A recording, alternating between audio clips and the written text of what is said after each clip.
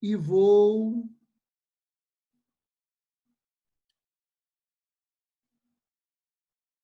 Deixa eu ver se está gravando. Está gravando e eu vou ampliar aqui a tela. Nós vamos começar a nossa aula, tá bom?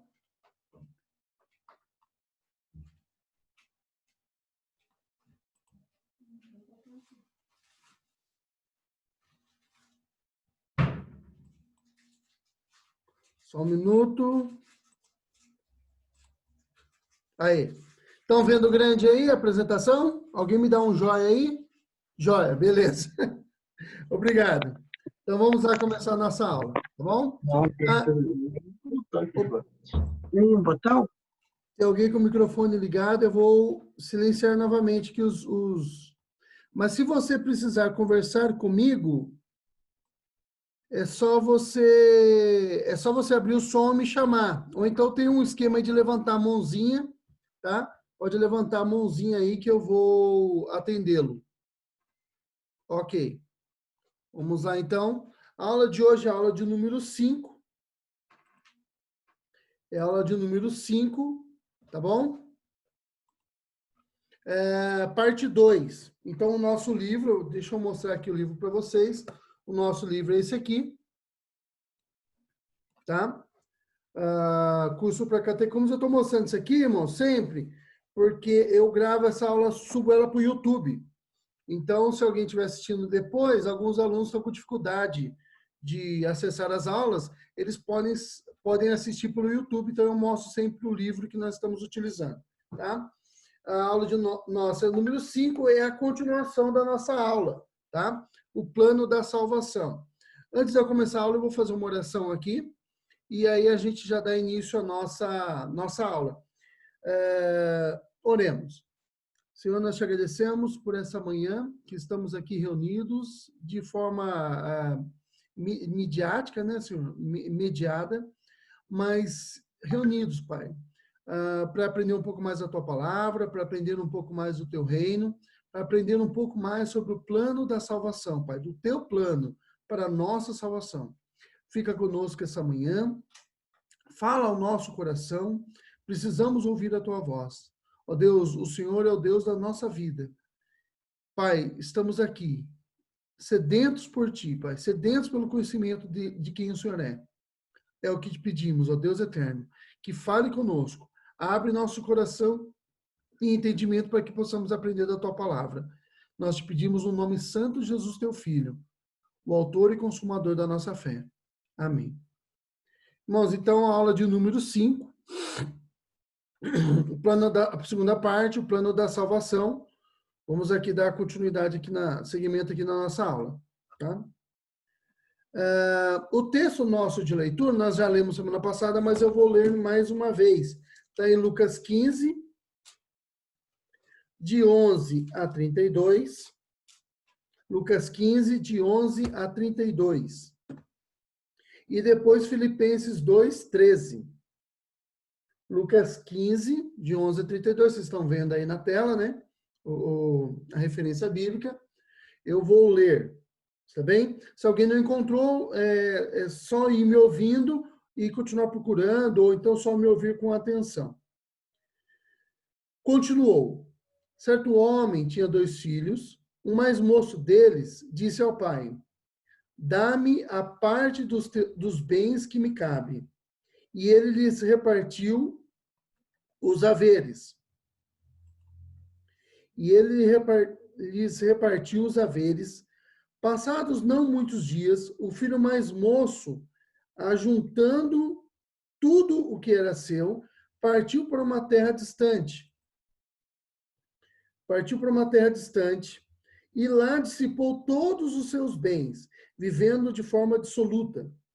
Depois de ter consumido tudo, sobreveio àquele país uma grande fome, e ele começou a passar necessidade.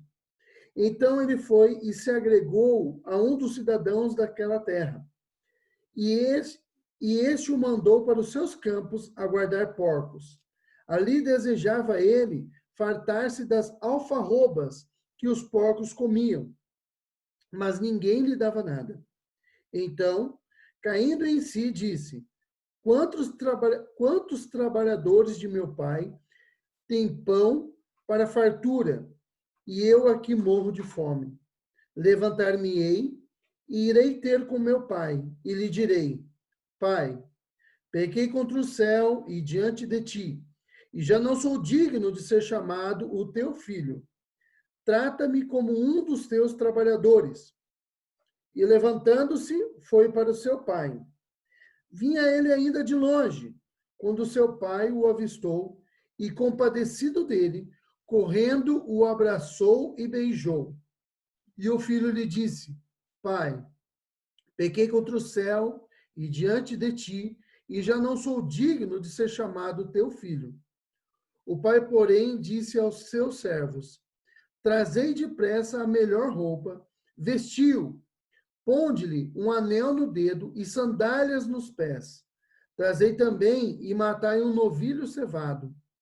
Comamos e nos alegramos, porque esse meu filho estava morto e reviveu, estava perdido e foi achado. E começaram a regozijar-se. Ora, o filho mais velho estivera no campo, e quando voltava, ao aproximar-se da casa, ouviu a música e as danças. Chamou um dos criados e perguntou-lhe que era aquilo. E ele informou: Veio o teu irmão, e teu pai mandou matar um novilho cevado, porque o recuperou com saúde. Ele se indignou e não queria entrar. Saindo, porém, o seu pai procurava conciliá-lo, mas ele respondeu a seu pai: Há tantos anos que te sirvo, sem jamais transgredir a uma ordem tua, e nunca me deste um cabrito sequer para alegrar-me com os meus amigos. Vindo, porém, este teu filho, que desperdiçou os seus bens com meretrizes, tu mandaste matar para ele um novilho cevado. Então lhe respondeu o pai: Meu filho, tu sempre estás comigo, tudo que é meu é teu. Entretanto, era preciso que nos regozijássemos e nos alegrássemos, porque esse teu irmão estava morto e reviveu, estava perdido e foi achado. Filipenses capítulo 2, verso 13. Diz o seguinte: Porque Deus é quem efetua em vós tanto querer quanto realizar, segundo a sua boa vontade. Amém. Irmãos, então, o nosso texto de hoje, nós lemos mais uma vez aquela passagem do filho pródigo, né? Só para deixar claro, se você tem alguma dúvida com relação a essa passagem, o filho mais velho, ele representa a nação de Israel, tá? E o filho mais novo somos nós, os gentios, né? Que eles chamavam de gentios no período bíblico, né? Os não-judeus, né? Os não-israelitas, tá bom?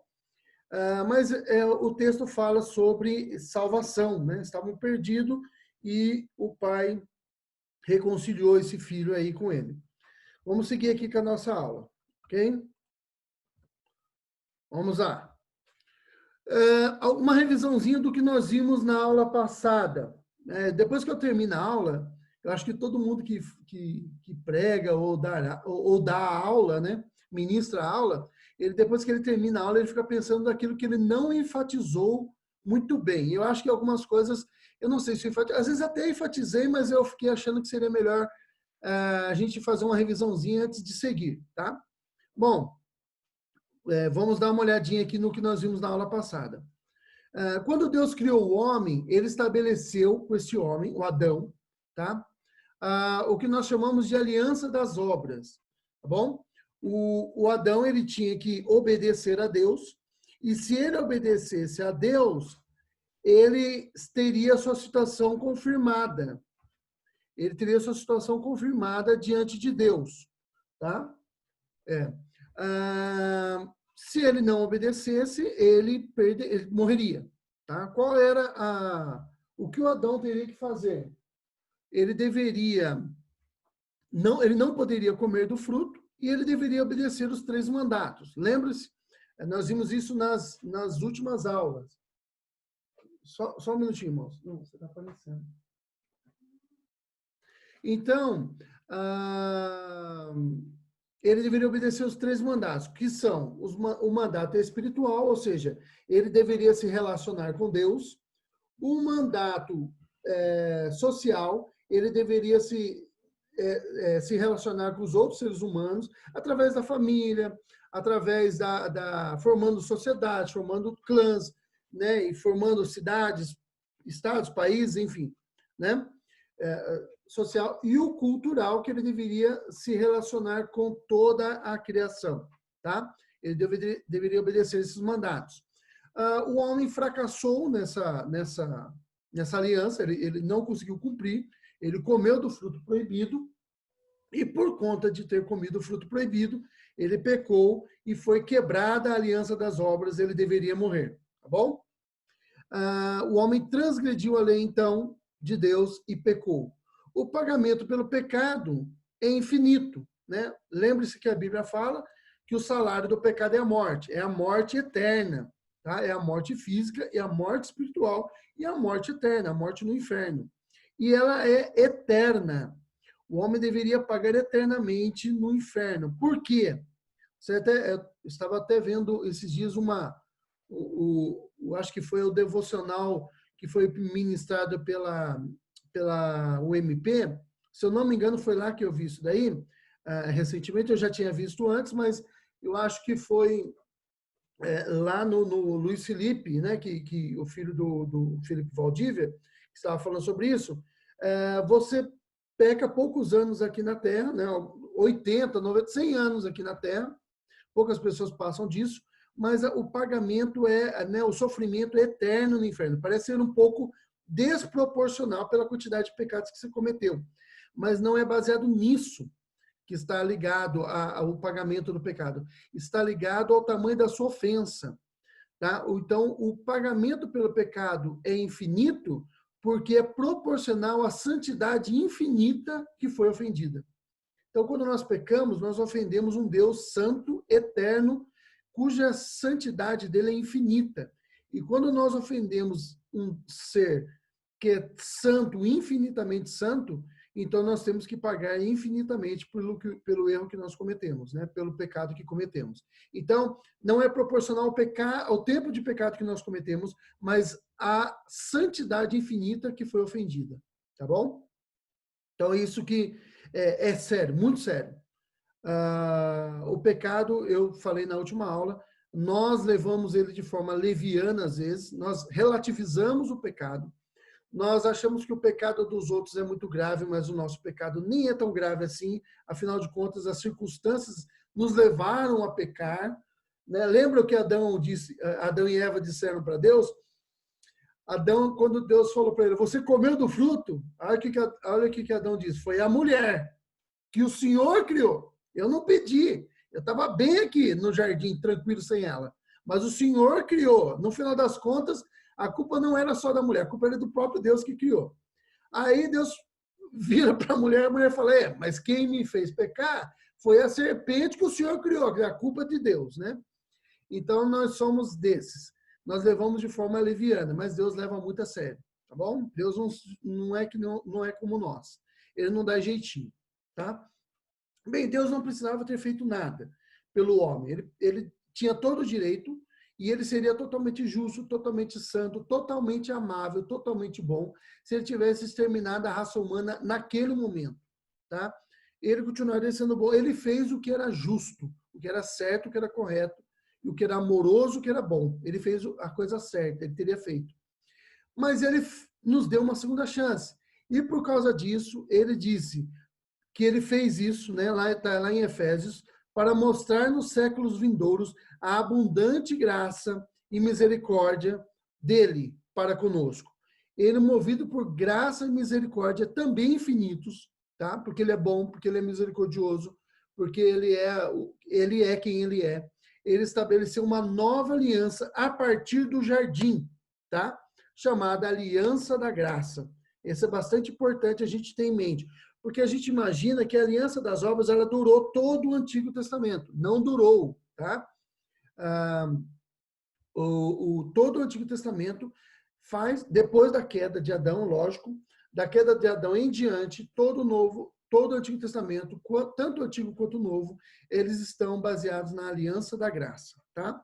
Vamos seguir aqui. Deixa eu explicar esse quadrinho aqui para vocês. Deixa eu minimizar-me aqui. Vamos lá. Plano da salvação. Uma coisa bastante importante para você ter em mente, irmãos, e esse é um erro que às vezes a gente comete, é o seguinte: ninguém nunca, jamais conseguiu ser salvo pelas suas próprias obras ou por suas próprias ações. No Antigo Testamento, as pessoas não eram salvas por obras, elas eram salvas por graça. Sempre foi por graça. Tá certo? Bem, eu mostrei aqui o quadrinho, eu estou mexendo aqui o mouse, acho que vocês estão vendo, tanto no Antigo quanto no Novo, as pessoas foram salvas por graça. As pessoas foram salvas por graça. No Antigo Testamento, eu coloquei aqui um cordeirozinho aqui morto, né?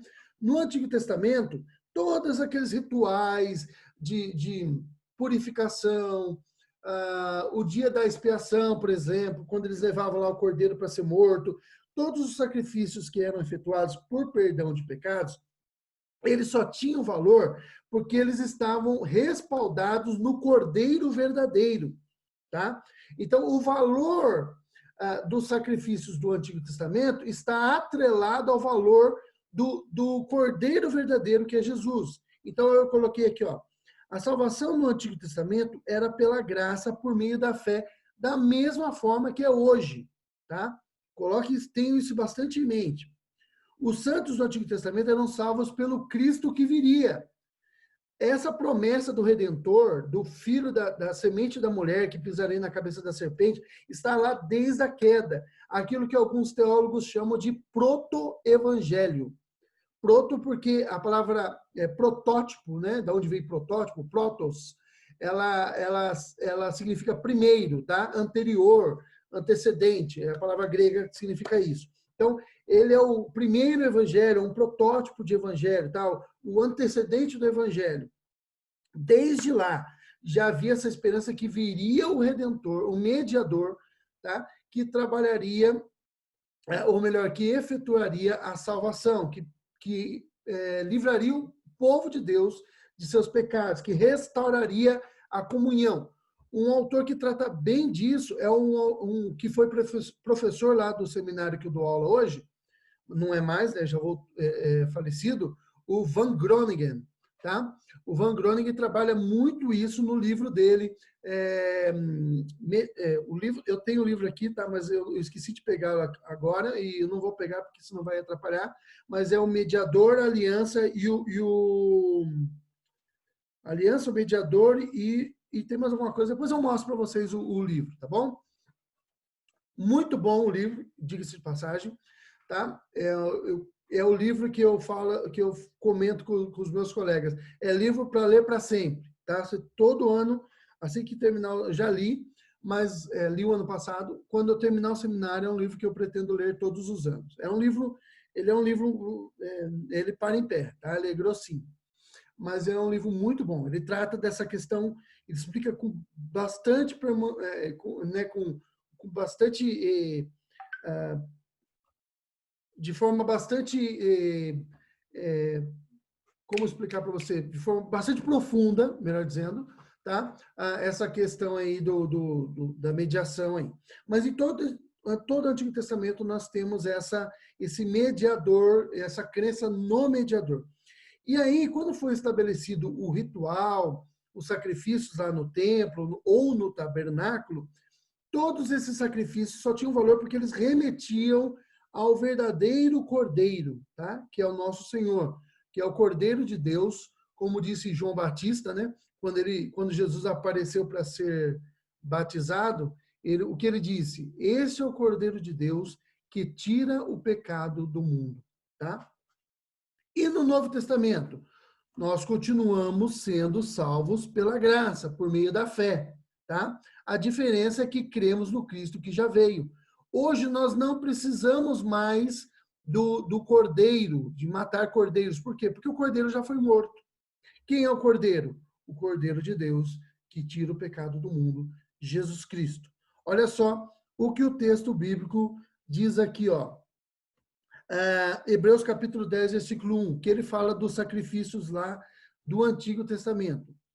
Porque tendo a lei a sombra dos bens futuros e não a imagem exata das coisas, nunca, pelos mesmos sacrifícios que continuamente se oferece cada ano, pode aperfeiçoar o que a eles se achegam. Aqui, o escritor aos Hebreus está falando dos sacerdotes mesmo, tá?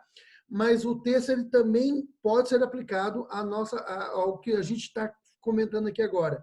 Veja, a lei era sombra, tá? Era sombra e não a imagem exata das coisas. Ela era aquilo que a gente chama em teologia de tipo, tá? Então eles né, eram tipo do Cristo. E o Cristo, né, Jesus, ele é o antitipo. As coisas se confirmam nele, tá certo? Nele se cumpre todas as coisas. Tudo aquele ritual do Antigo Testamento só tinha valor porque o Cristo viria, tá certo? É um exemplo, ele talvez não capte toda a complexidade do que eu estou explicando agora para vocês, mas, por exemplo, a questão do dinheiro. O que diz para você que o dinheiro tem valor? O que faz uma nota de R$ 2? Eu tenho aqui uma nota de R$ 2 aqui perto de mim, olha que pobreza. Mas o que faz uma nota de R$ 2, por exemplo, esse papel aqui ter valor e outro papel não. Um outro papel qualquer não ter valor nenhum. Tá? O que faz a diferença entre esses dois papéis? A diferença é que o governo brasileiro, ele diz que esse papel aqui tem valor. Tá? É ele que atribui valor a esse papel aqui. Ó. Ele que dá, não vale muito, né? Mas é ele que atribui valor a esse papel. Quem que atribuía valor a esse sacrifício do Antigo Testamento? O Cristo que viria, tá certo? O Cordeiro de Deus que tira o pecado do mundo. Aquele que foi morto e reviveu, tá? Lembra que no livro do Apocalipse, quando João olha, né, ele vê aquela visão do livro que ninguém podia abrir, e o anjo fala para ele, olha, não chorem, que João está chorando, tem um livro, né, escrito por dentro e por fora, selado com 7 selos, e ninguém pode abrir o livro e sequer olhar para ele. E aí o anjo fala para João assim, olha, não chore, porque está aqui o Cordeiro que foi morto e reviveu. E ele e com seu sangue compraste para Deus, povo de toda língua, raça e nação. Tá? E ele é digno de abrir o livro. Então, Jesus é esse Cordeiro. Outro texto também que fala dessas questões é Colossenses 2,17, que ele vai dizer, olha, que aquilo que aconteceu lá no Antigo Testamento, que são sombras das coisas futuras, mas o corpo é de Cristo. Eu vi uma explicação há um tempo atrás desse texto que eu achei bastante interessante. É como se você estivesse andando na rua e você visse a sombra, né, à noite, e uma luz batesse na pessoa e você visse a sombra. E você está indo, vendo a sombra, e daqui a pouco você encontra o corpo. Quando você encontra o corpo, você tem a visão exata daquilo que você estava, da sombra que você estava vendo. Todas aquelas coisas do Antigo Testamento eram sombras, mas agora nós temos o corpo, nós temos o Cristo. Nós sabemos, nós entendemos a revelação de Deus, tá bom? Eu acredito que deu para entender isso aí. Deu para entender? Espero que sim. Ninguém falar nada deve significar que todo mundo entendeu. Ou não entendeu nada e querem que eu pare de falar logo. Né? Mas vamos seguir aqui. Continuando aqui, então. Entendi sim, Diogo. Opa, obrigado aí. Deus abençoe. Continuando aqui com a nossa revisão. O sacrifício de Cristo ele foi substitutivo e completo, tá? Então, o sacrifício de Cristo ele substituiu a nós, nos substituiu na cruz, né, na sua morte, e ele foi completo. Ele pagou toda a nossa dívida. Ele não pagou parte da dívida. Ele não. Alguém está falando comigo aqui no. Obrigado, Ax. Ax é gente boa. Perfeita analogia. Obrigado. O sacrifício de Cristo foi completo. Ele não pagou metade da dívida e a outra metade sobrou para você pagar. Não, a dívida foi paga completamente. Está completamente paga. Até eu falei para vocês que quando Cristo morreu, ele falou, está consumado. Né? A palavra grega colocada ali é tetelestai. tá bom? A palavra tetelestai era utilizada normalmente quando alguém pagava toda uma dívida. E aí a pessoa escrevia lá na cédula da dívida, está consumado, está pago. O pessoal mais antigo vai lembrar do que eu vou falar aqui agora. Lá na minha, onde eu morava quando eu era pequeno, tinha uma mercearia, um bar, não, era um bar, mas vendia de tudo, da Dona Ana. E a mercearia da Dona Ana, o bazarzinho lá da Dona Ana, a minha mãe ela tinha uma caderneta. E aí ela ia comprando fiado e no final do mês ela pagava tudo. Aí colocava lá o PG, né? Tá pago. Muita gente sabe como é que é esse negócio aí, porque deve ter feito em algum momento da vida, né? Quando não tinha cartão de crédito. Enfim, comprava as coisas e deixava lá anotado e pagava no final do mês. Bom, e aí aquele PG é aquilo que lá no texto bíblico é o tetelestai, está totalmente pago, a dívida está quitada. Paulo fala que Cristo pegou a cédula que era contra nós e pregou-a na cruz, ou seja, está pago, tá bom? Está totalmente pago.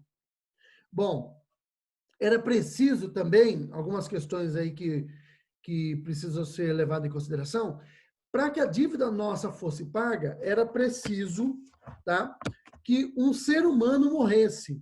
Veja, quem foi que contraiu a dívida foi o homem. Então, um homem precisava morrer. Não adiantava mandar um anjo, tá? Precisava que a pessoa que fosse pagar a dívida, o substituto, fosse um homem também, tá bom? Coloquei isso aqui no primeiro ponto. Segundo ponto, era preciso que aquele que iria morrer fosse santo. Porque senão, veja só, imagine que eu devo para o presbítero Tarcísio R$ 5.000 e eu vou dizer aqui o Acos, porque ele estava aí agora há pouco aparecendo na minha tela, ele deve 7. E aí eu chego para o presbítero Tarcísio e falo para ele, o presbítero, eu vim pagar a dívida do Acos. O que o Tarcísio vai dizer para mim? Mas paga primeiro a sua, meu filho. Você não pagou nem a sua, está querendo pagar do outro? Né? Então, e no caso, nós não estamos falando de 5.000, 7.000, eram dívidas infinitas. Tá? Então, precisava que esse homem fosse santo. Ele não poderia ter cometido nenhum pecado, senão ele não poderia pagar a dívida. Tá? Quem deve não pode pagar a dívida do outro. Às vezes a gente faz essas coisas, mas a gente é meio estranho, né?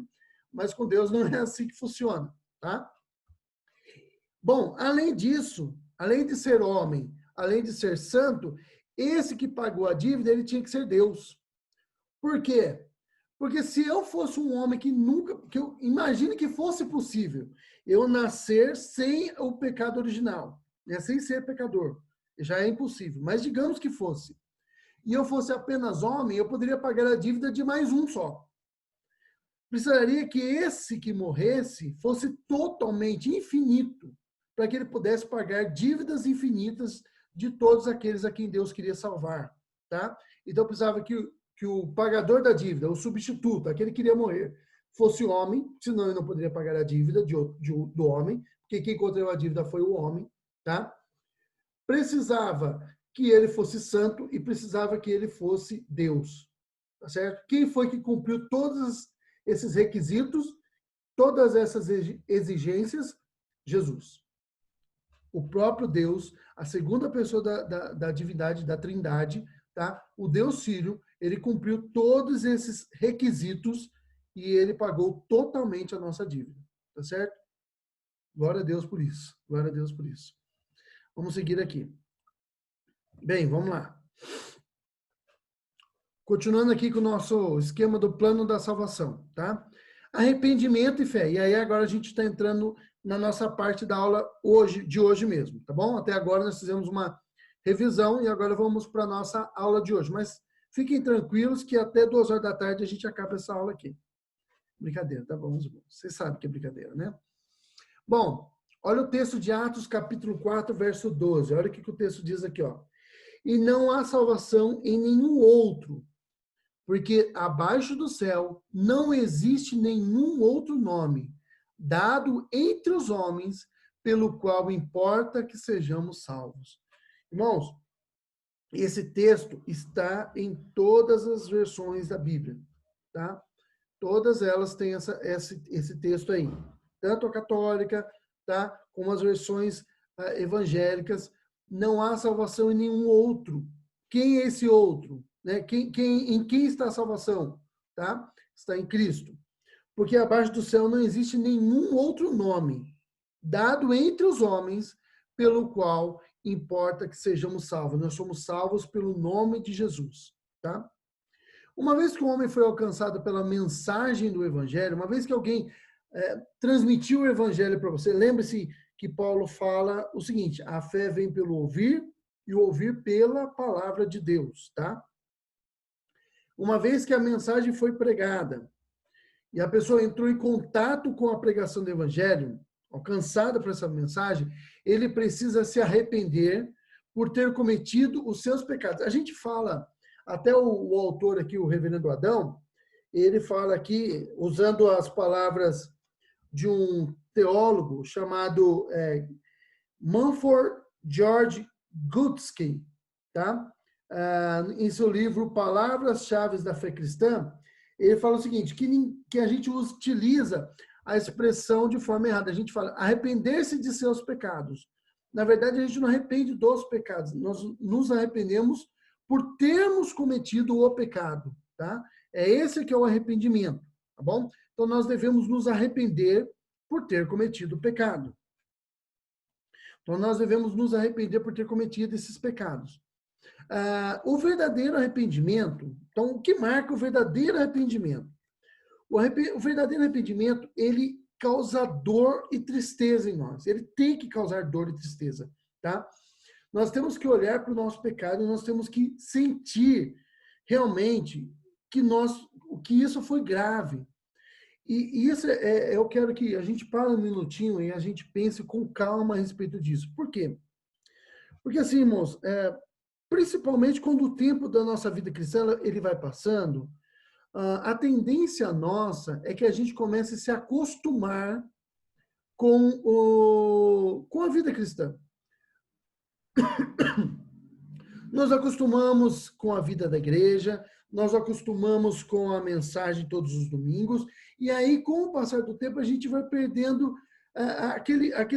aquele brilho, aquele vislumbre do que foi feito por nós, tá? E de como é grave o nosso pecado. Imagine o seguinte, imagine num casamento, imagine que você está traindo o seu cônjuge, né?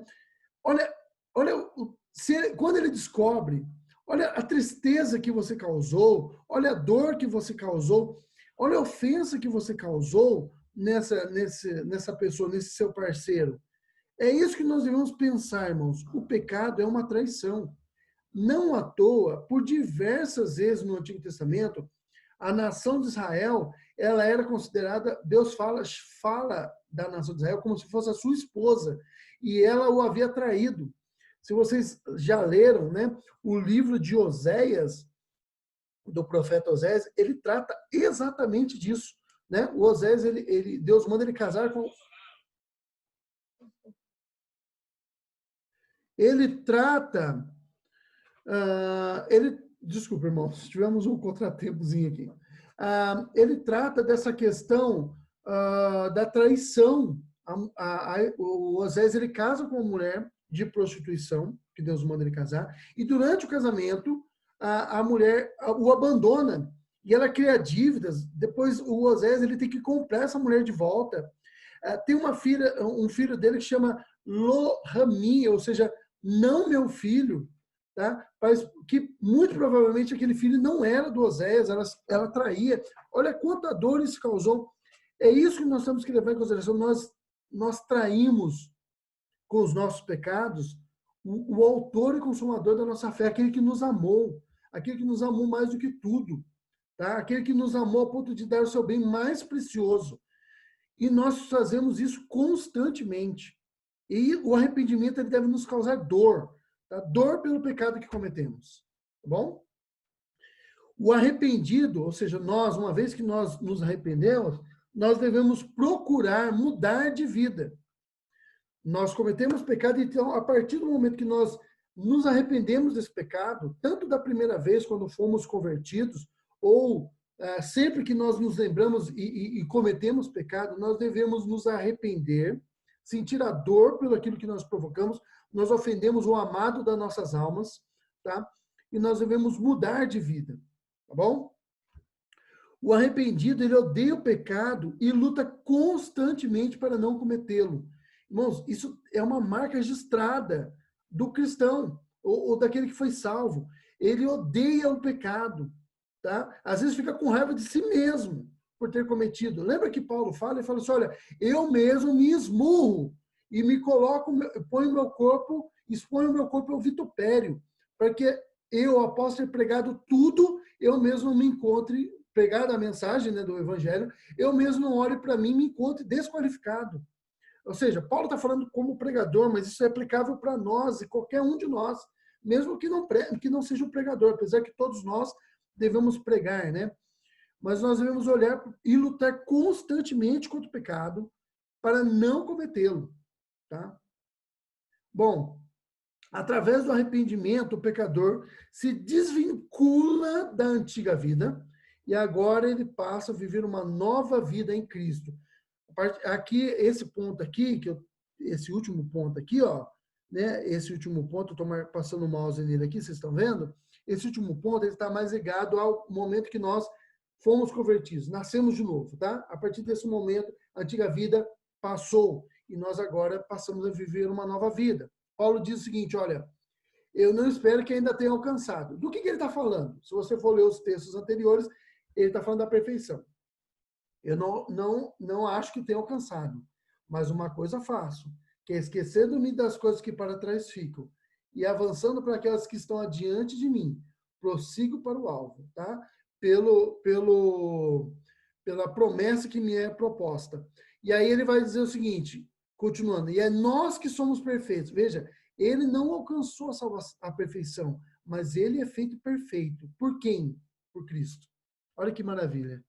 O evangelho é maravilhoso, irmãos, é maravilhoso, tá? Nós nos desvinculamos da antiga vida e agora nós passamos a viver uma nova vida.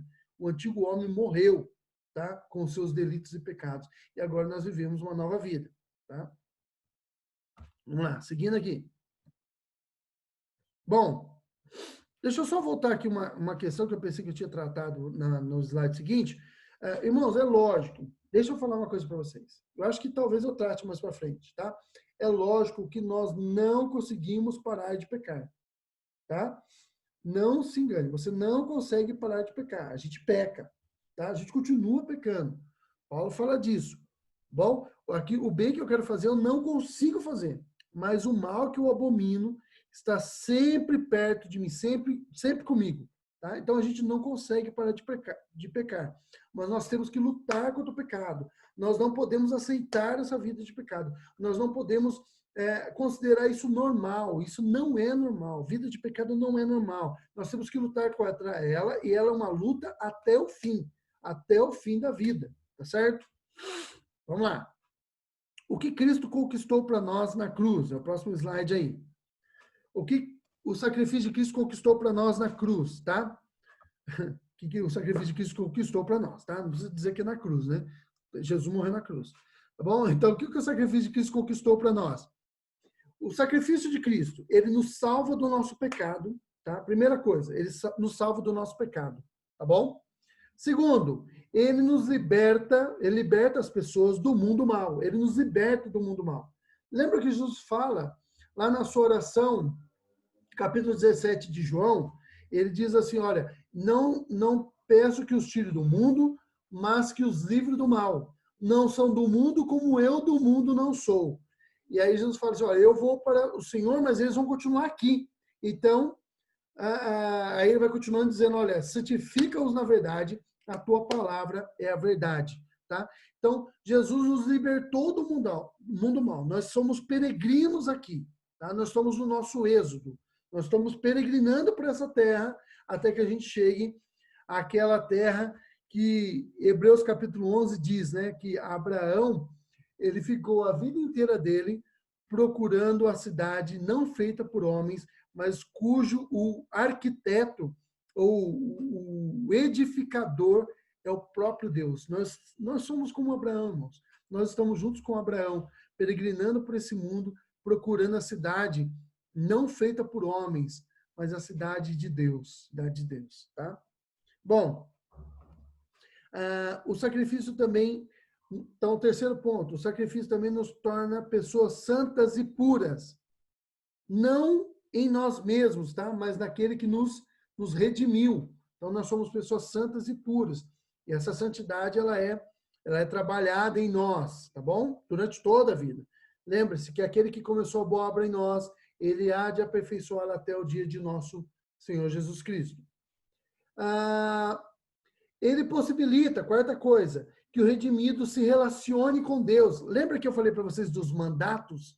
E algumas aulas atrás, eu disse para vocês que quando o homem pecou, ele quebrou, né, o mandato espiritual, foi rompido completamente.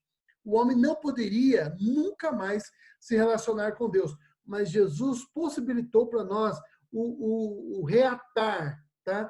A unificação. Ele reconciliou-nos com Deus, tá? Agora nós temos um mandato espiritual, pode ser restabelecido, e nós podemos entrar, como o escritor dos Hebreus disse, né? Entrar com ousadia no lugar santo dos santos, aquilo local que era proibido, agora pelo novo e vivo caminho, que é Jesus. Jesus é o novo e vivo caminho. Nós temos a ousadia de entrar no lugar santo e falarmos com o nosso Deus, tá? Ao fechar os nossos olhos, ou com os olhos abertos, ou de joelho dobrado, ou de qualquer forma, quando você eleva o seu pensamento a Deus, você está na presença do Deus Santo. Isso Jesus possibilitou para nós.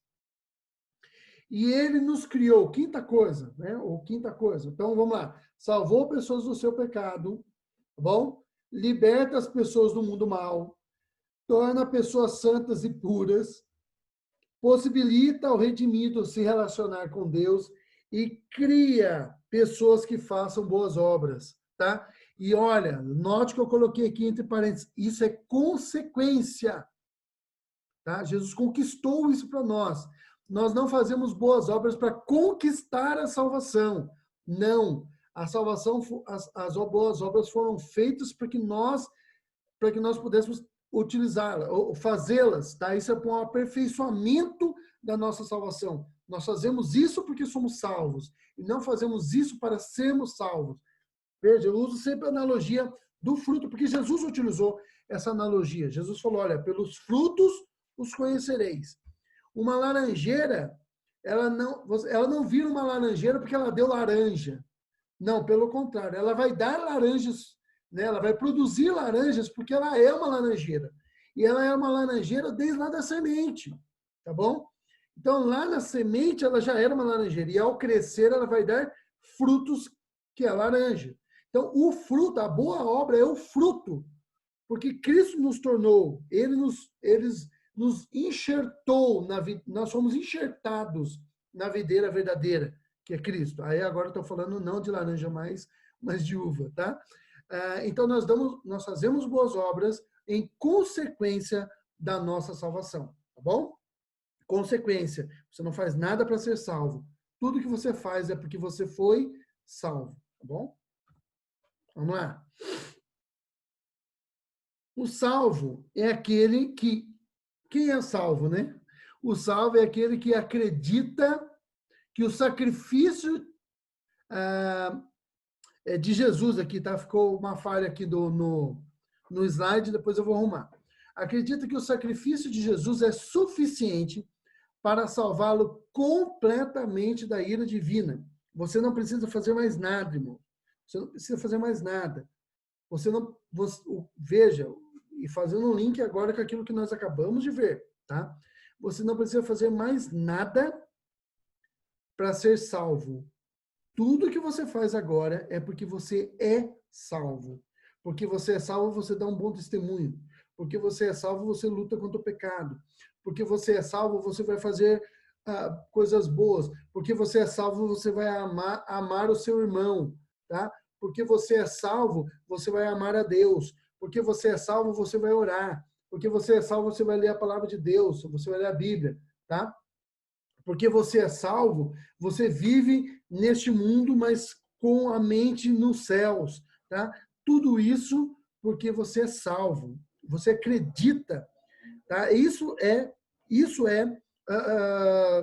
que é crer, é acreditar, tá? Você acredita que o sacrifício de Cristo é suficiente, não precisa de mais nada. Você não precisa de outro mediador, tá? Porque não há outro nome dado entre os homens pelo qual nós somos salvos. Ele é o nosso mediador, perfeito mediador, tá bom? Completo, você não precisa de mais ninguém, tá? Ele nos salva completamente da ira divina. Você não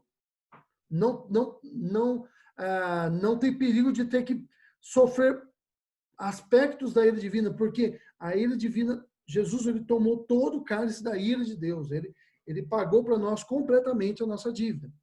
Você não só acredita, mas você acredita, ou seja, você dá créditos, tá? Você dá crédito, todo o crédito ao sacrifício de Jesus pela sua salvação. É muito triste quando a gente pensa, irmãos, que nós temos algum crédito na salvação, tá? Que nós, enfim, Deus me salvou, mas olha, eu olhando para a minha vida, nem foi tão difícil assim, né? Porque, olha, eu sou um cara extraordinário. Irmãos, não existe esse tipo de pensamento no mundo cristão. Nós somos miseráveis pecadores. Fomos salvos pela graça, pelo favor imerecido. Todo o crédito é de Cristo, tá? É pelos méritos dele que nós somos salvos. É pelos méritos dele que nossa comunhão foi restabelecida. É pelos méritos dele que, ao orarmos, pelo mérito dele que nós podemos entrar em oração no lugar santo dos santos, é pelos méritos de Cristo, tá bom? É por isso que nós, ao orarmos, nós devemos, né? Devemos, eu acho que todos fazem isso, se não faz, comece a levar isso em consideração, é por isso que ao orarmos, nós oramos em nome de Jesus, porque Deus, o Pai, né, a Trindade, na verdade, só nos ouve, né, só nos ouve por causa de Jesus, pelos méritos de Jesus. Porque se fosse por nós mesmos, irmãos, nós não seríamos ouvidos, tá? Nós não temos mérito. Eu vi há uns anos atrás um pastor orando, e ele, no final da oração, ele disse assim, ó, olha, e aqui é o fulano que está falando. Irmãos, não faça isso. Quem somos nós, né? Até uma piadinha, né? Quem somos nós da fila do pão? Só um comprador de pão. Né? Uma vez eu falei isso para o meu aluno, quem é você na fila do pão? Ele falou, eu sou o padeiro. Eu falei, o padeiro não entra na fila, o padeiro faz o pão. Então, quem somos nós? Né? Nós não somos nada. As irmãs, o coral o feminino Cantares, ele canta uma música que eu acho muito bonita, e toda vez que elas cantam eu choro bastante, porque é aquela que fala, né, quem sou eu para que o Deus de toda a terra se preocupe com quem eu sou. Eu sou a flor que logo morre, eu sou o vento passageiro, eu sou como a Bíblia fala como o dia de ontem, né, que passou. Eu sou como a moinha, né, que ontem estava verde e hoje ela já está seca. Nós não somos nada, mas ele nos amou. Ele nos amou mesmo assim. Isso é muita graça, muita graça. Bem, vamos lá, nós damos todo o crédito a ele, porque o crédito é dele, tá bom? Nós estamos aí encaminhando para a nossa conclusão. Como é que nós estamos de tempo, hein? Que horas são? Meu celular sumiu. 11 horas. Aí nós já estamos indo para a conclusão. Hoje nós estamos bem. Na verdade, olha o texto que diz aqui, ó. Na verdade, vos digo que quem ouve a minha palavra e crê naquele que me enviou, e aí eu coloquei em negrito, tá? Porque lá no texto bíblico não está, tá? Tem a vida eterna e não entrará em condenação, mas passou da morte para a vida. Por que eu dei essa ênfase no tem? Porque não está escrito terá a vida eterna. Irmãos, a vida eterna não começa quando nós morremos, ou quando nós morrermos, né? Porque a gente ainda está vivo. Não começa lá, a vida eterna começa agora. E Jesus fala o que é a vida eterna, que te conheçam a ti, único Deus, tá? E a Jesus a quem enviaste. Esta é a vida eterna, irmãos. Conhecer a Deus é a vida eterna. Nós já estamos na vida. Nós temos a vida eterna, ela já está em nós. Nós vamos morrer fisicamente aqui, mas nós continuaremos vivos com o Senhor. Lembra-se que quando Jesus ele comenta com os saduceus falam para ele dos mortos, tal, e Jesus fala assim, ó, note que Deus fala, eu sou o Deus de Abraão, sou o Deus de Abraão, de Isaac e de Jacó. Abraão, quando Deus fala isso, já estava morto, Isaac já estava morto e Jacó estava morto. Os três estavam mortos fisicamente. Mas Jesus fala, eles estavam mortos fisicamente, mas eles estão vivos para Deus. Irmãos, nós morreremos fisicamente, tá? Mas nós espiritualmente estamos vivos com Deus. E um dia Ele nos ressuscitará fisicamente e nós estaremos com Ele para sempre. Nós estamos com Deus, tá? Começando aqui e para todo sempre, tá bom? O amor de Deus, Ele vai nos acompanhar para sempre. Nós temos a vida eterna. Jesus garantiu para nós. Ele comprou para nós a vida eterna e Ele nos deu. Nós somos cordeiros com Cristo, tá bom? Nós temos a vida eterna, tá? Nós não teremos um dia a vida eterna. Não há possibilidade de um dia ter. Nós temos a vida eterna, tá bom? E a garantia que Jesus disse sobre isso é, olha, sobre a vida futura, né? No futuro, a vida comigo no novo céu e nova terra, ele diz o seguinte, olha, creio em Deus, creio também em mim. Na casa de meu pai há muitas moradas. Se não fosse assim, eu falaria para vocês. Fiquem tranquilos, eu vou preparar lugar. E se eu for preparar lugar, é porque um dia eu vou levar vocês para morar lá junto comigo. Tem um personagem bíblico muito interessante. Enoque. Não sei se vocês já conhecem a vida do Enoque. O Enoque, ele foi um homem que andou com Deus 300 anos. E aí a Bíblia diz que não se viu mais Enoque, porque Deus para si o tomou. Irmãos, um dia nós seremos tomados para viver mais perto de Deus. Nós já estamos próximos, mas Ele vai nos aproximar mais ainda e nós estaremos para sempre com Ele. E essa barreira física de a gente não conseguir, às vezes por causa dos nossos pecados, às vezes por nossas dificuldades.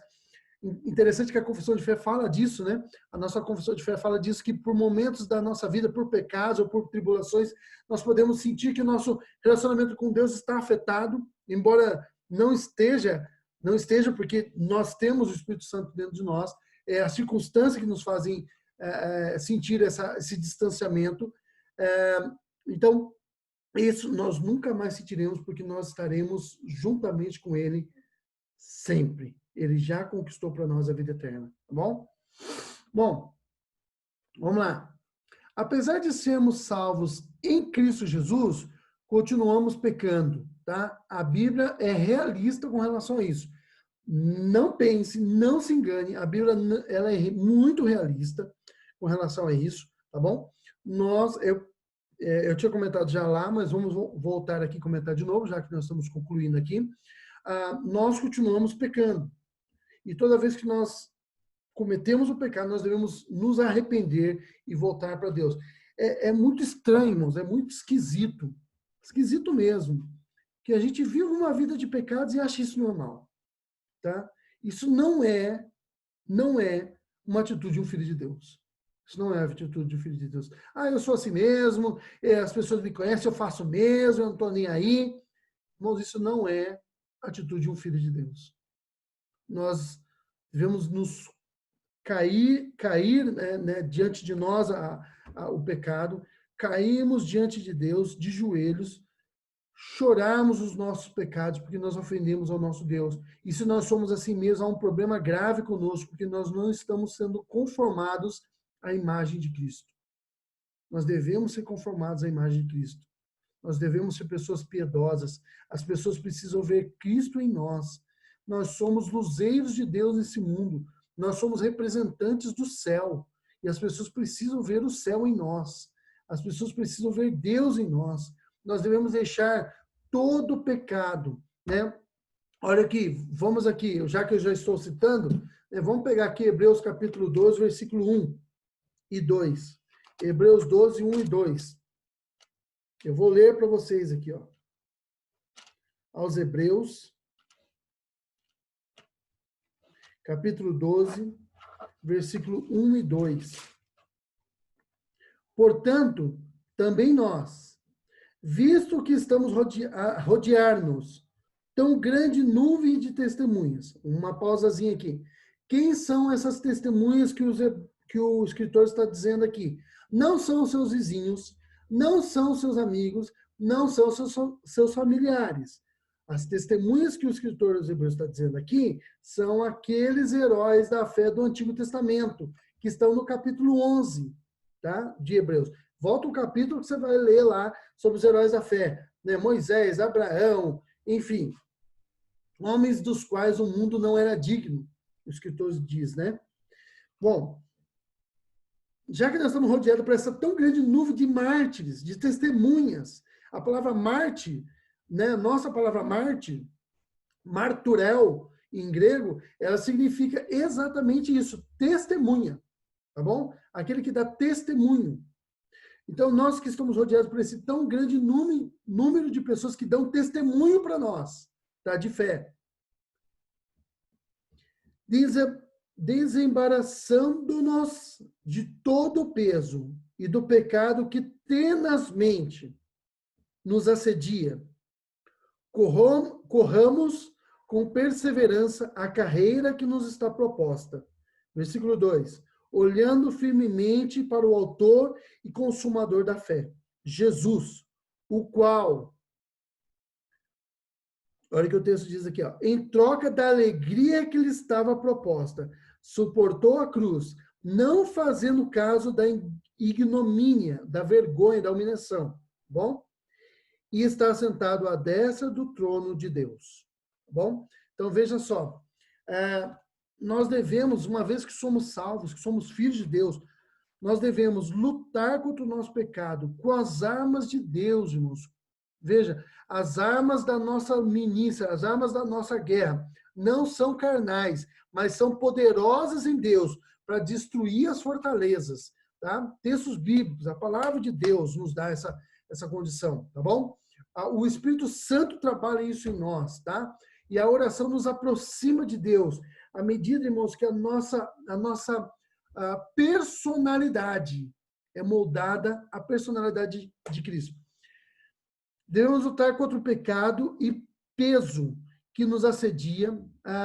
Uma outra versão da Bíblia, ela nos diz embaraço.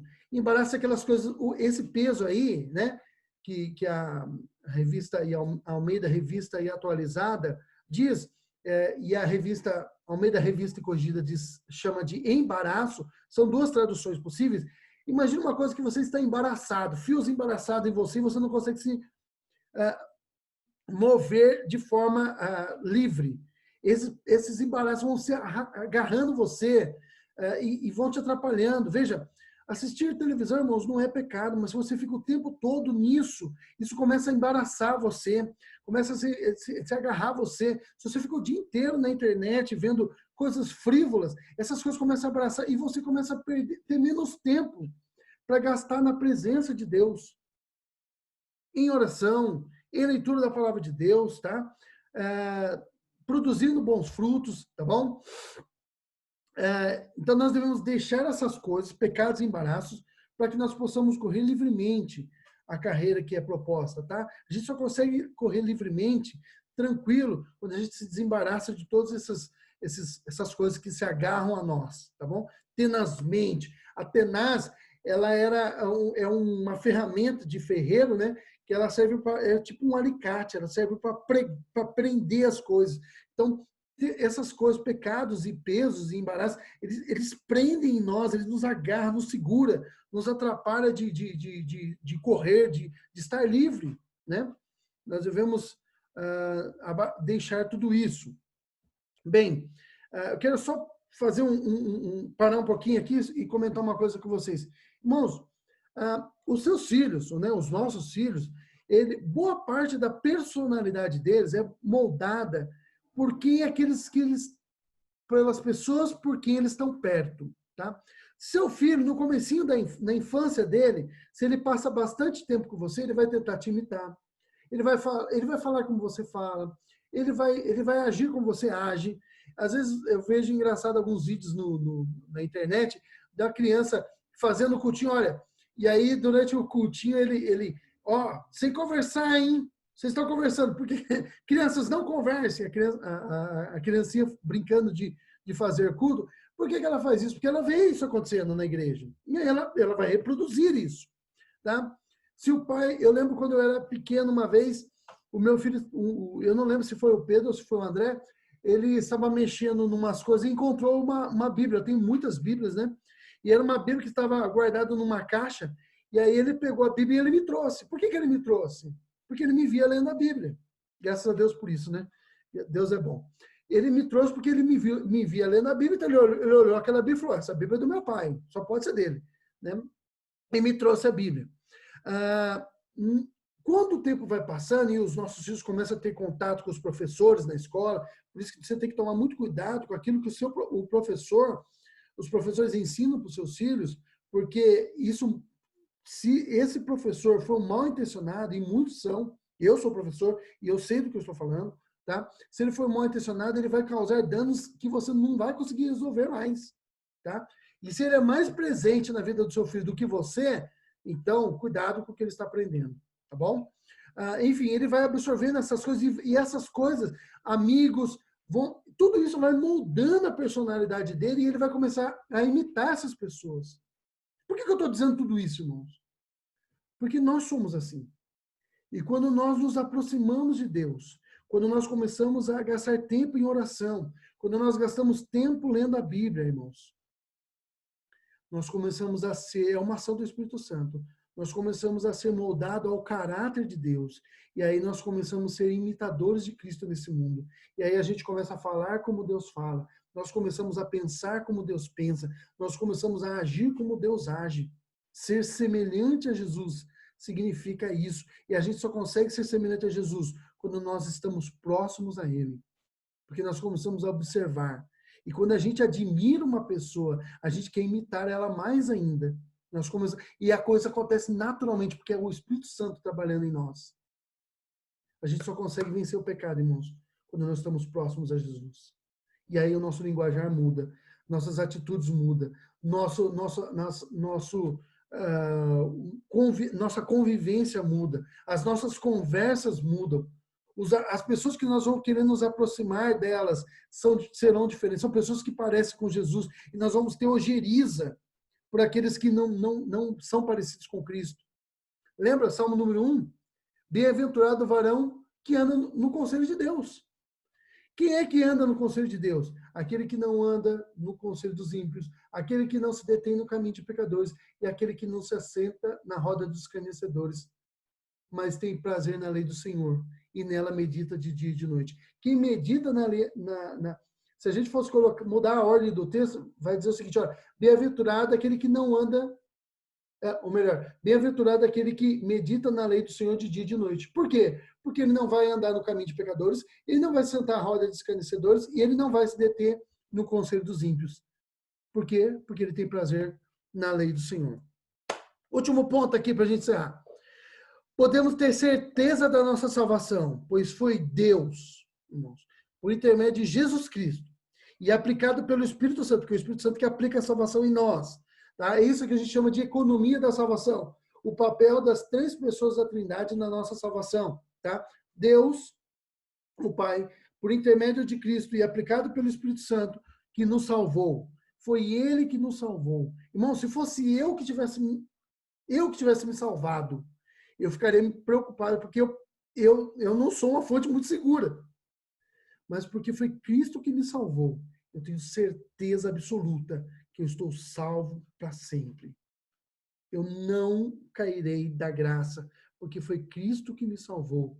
E ele diz, olha, vamos ler aqui, João capítulo 6, olha a Bíblia aí, eu vou achar rápido e já vou ler, espero que seja rápido, né? Fala que você rápido e demora, aí é complicado. João capítulo 6, verso 37, diz o seguinte para nós aqui, ó, para nossa meditação. Todo aquele que o Pai me dá, esse virá a mim.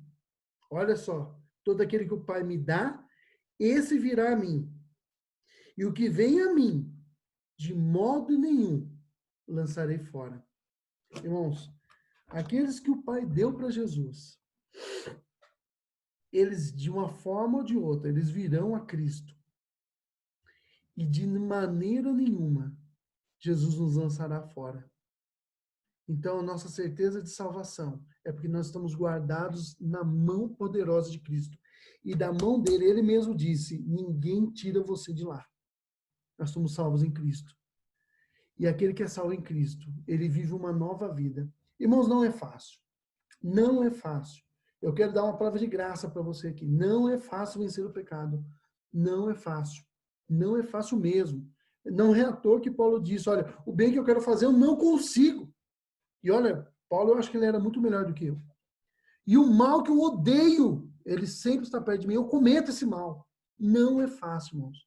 Nós vamos cair. É por isso que eu digo a você, se eu falar para você que você precisa nunca mais pecar para ser salvo, eu estou colocando um peso sobre você. Eu estou fazendo o papel de fariseu. Olha o que Jesus falou dos fariseus. Olha, vocês colocam um peso tão grande sobre as pessoas e nem com um dedinho você ajuda eles a carregarem. Mas a graça não é assim, tá? Nós vamos continuar cometendo pecados. Para tristeza nossa. Mas nós devemos nos lembrar que ainda que pecamos, João diz, tá? Lá na sua primeira epístola, filhinhos, não pecais. Mas se vocês pecarem, vocês vão pecar. Eu sei. Lembre-se, vocês têm um advogado diante do Pai, Jesus Cristo justo. Mas isso não deve ser motivo para que nós vivamos em pecado. Paulo disse, onde abundou o pecado, superabundou a graça. Mas o que eu farei então? Viverei em pecado para que maior seja a graça sobre minha vida? Mais abundante ela seja? De maneira nenhuma. Irmãos, nós devemos lutar contra o nosso pecado. E essa é uma luta diária, constante, até o final da nossa vida. Mas é uma luta que vale a pena ser vivida. Porque quando nós conseguimos, cada pecadinho que nós deixamos de fazer, nós estamos honrando o Salvador das nossas almas, o Senhor da nossa vida. Nós devemos querer mudar, porque somos filhos de Deus. Vamos lá. Algumas coisinhas aqui, umas recomendações. A nossa próxima aula, irmãos, ela vai tratar do plano da salvação de novo, tá? A lição de número 6. Nós estamos terminando a 5. A lição de número 6, ela diz o seguinte, olha, o outro lado do plano da salvação. Essa aula serão, se Deus nos permitir, 2 aulas, né? Essas 2 aulas específicas, elas vão tratar de um aspecto mais profundo do plano da salvação. Nós vamos aprofundar. Recomendo muito, é um livro curto, tá? Por Quem Cristo Morreu, do John Owen. Irmãos, para vocês terem uma ideia, esse livro, eu consultei ontem o preço dele. Ele está R$ 16,50. Tá bom? Ele é na PES, mas se eu não me engano, a nossa editora também tem, a Cultura Cristã.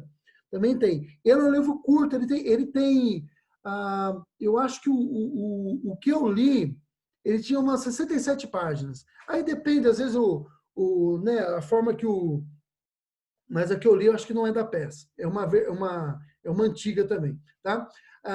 Ela, dependendo, ela pode ficar um pouquinho maior, menor, mas é um livro bem curto. Você lê em uma semana. Muito, muito, muito, muito bom. Recomendo com grande veemência que você leia esse livro. Se você puder, tá? Compre o livro e leia. Se não puder, a gente vai tratar mas ele vai já abrir os seus olhos para a aula da semana que vem. Também recomendo bastante que a gente tem o costume, talvez não seja o costume de ninguém aqui, graças a Deus por isso, mas tem gente que tem o costume de ouvir da lição só na hora que a gente está dando aula aqui. Não faça isso não, irmãos. Leiam o livro, quem tem o livro, né? Quem tem esse livro aqui, o Catecúmenos tem, tá bom? Leiam o livro com antecedência, a lição número 6, tá bom? Que aí você já vai tendo uma visão do texto. E se você puder, compre o livro, leia Por Quem Cristo Morreu. Muito bom esse livro. E aí eu também estou deixando aqui um videozinho do YouTube, um videozinho curto, viu, irmãos? Eu acho que ele tem uns 3 ou 4 minutos. E eu vou mandar, depois quando eu mandar para você não precisa ficar preocupado que eu vou mandar esse PowerPoint, você pode abrir esse vídeo no YouTube. É um livro bastante interessante que ele trata dessa questão do Antigo Testamento cumprindo em Jesus, tá bom? É bem rapidinho, mas ele tem um desenho correndo, uma animação acontecendo, que vai te dar É legal, é muito legal. Eu recomendo bastante que você assista esse videozinho aqui, é muito bonito. Eu ia até passar para vocês, mas aí eu fiquei com medo de não dar certo. Opa, desculpa aí. Opa! Eita! Não é corona não, tá bom? Fiquem tranquilos.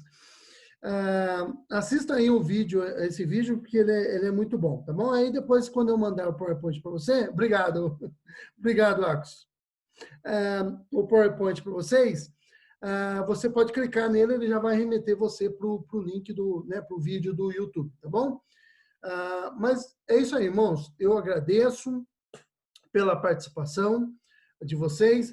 Como nós estamos uns minutinhos, né? Hoje não tivemos intervalo, porque hoje nós estamos no Zoom mais chique aqui, um Zoom mais um Zoom mais robusto, né? Pago, quando você paga, você tem tudo. Não é não, viu, irmãos? Esse Zoom aqui paga do pastor, ele que nos concedeu aí o Zoom para a gente poder usar hoje. Não, eu pedi para ele ontem, ele me deu para a gente não ficar nem interrompendo essa queda. Dá para a gente voltar, mas aí já tem um rompimento aí do nossa aula, atrapalha um pouquinho, tá bom? Eu vou pedir para um irmão fazer uma oração para a gente encerrar. Deixa eu ver. Ô, Narciso, você pode orar por nós? Ok, Pode ser? com certeza. Irmãos, então, o diácono Narciso vai orar por nós, tá bom?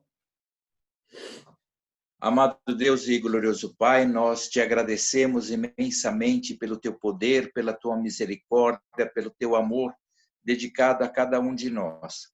Nós clamamos a ti pelo perdão dos nossos pecados. Nós clamamos a ti para que tu derrame o teu Espírito Santo para nos instruir, para nos orientar, para que possamos seguir o teu caminho, firmes e fortes, Senhor, para um dia estarmos a teu lado nesse reino que tu nos prometestes. Amém, nós te agradecemos por Cristo Jesus, o teu Filho amado, que entregou a sua vida, meu Pai, para cumprir a tua vontade e tirar nós deste mundo pecaminoso. Amém. Nós te agradecemos, Senhor, pela vida do Diogo, este teu servo que tem estudado, que tem se dedicado para transmitir a tua palavra. Continua usando ele, Senhor, através do teu Espírito Santo, para instruir-nos, Senhor, a respeito de ti. Te agradecemos por tudo aquilo que vem sendo feito neste país, meu Pai, e te pedimos para que tu continue direcionando, para que possamos sair dessa pandemia e possamos, Senhor, continuar orando e transmitindo a tua palavra a tantas outras pessoas. É em Cristo Jesus que oramos. Amém. Amém, amém. Obrigado, irmãos. Deus abençoe. Vou encerrar aqui a nossa aula. Daniele está dando tchau ali para mim. Tchau, Daniele. Deus abençoe. O esposo também. Deus abençoe. É o Saulo, né? Isso mesmo. É isso aí, Saulo. Às vezes eu confundo. O Fernando Noronha está ali, eu estou vendo ele ali. Deus abençoe. Estou dando tchau para ele. A Tati Balonecker. Deus abençoe. Tatiana. Tá bom? Irmãos, Deus abençoe. Obrigado por estarem aqui comigo, por terem tido paciência. Eu espero que essa aula tenha contribuído para... o Acos está dizendo Zoom corporativo, que chique, é chique mesmo, Acos. Que essa aula tenha contribuído para o nosso crescimento espiritual em Cristo Jesus, tá bom? A Irene, estou vendo ali, o Narciso, obrigado. A Dona Marisa, tá bom? Deus abençoe vocês. Irmãos, o Danilo Fusarro, o Tarcísio, eu estou vendo aqui, o outro Danilo Ávila, tá? Ótimo, Diogo, obrigado aí. O Kid eu estou vendo ali, com a filha dele. Deus abençoe. A Luísa está apagada, a Lívia está apagada, mas Deus abençoe. O Cláudio, o Wilson, Agnório, irmãos, Nádia. Eu vou parar, porque senão eu vou deixar de falar alguém. A Lohane, a Renata, a Roberta, Evelane. Irmãos, Deus abençoe a todos vocês, tá bom? Um ótimo domingo e até a noite na pregação do pastor a gente vai estar acompanhando lá, se Deus nos permitir. Eu vou interromper aqui agora, bom, o compartilhamento de tela, e eu vou encerrar. Deus abençoe vocês. Irmãos do Catecúmenos, só a última lembrança aí. Irmãos do Catecúmenos, depois o presbítero Tarcísio, ele vai fazer a chamada lá, ele deve ter pego alguns, mas é muito difícil, tem muita gente. Hoje nós estamos com 25 pessoas agora, mas teve um momento que tivemos mais.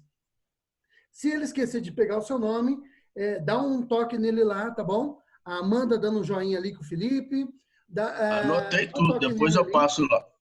Isso, depois o Tarcísio está falando aí, ele vai passar lá, tá bom? Deus abençoe, meus irmãos. Fiquem na paz, eu estou encerrando aqui. Um bom domingo para todos.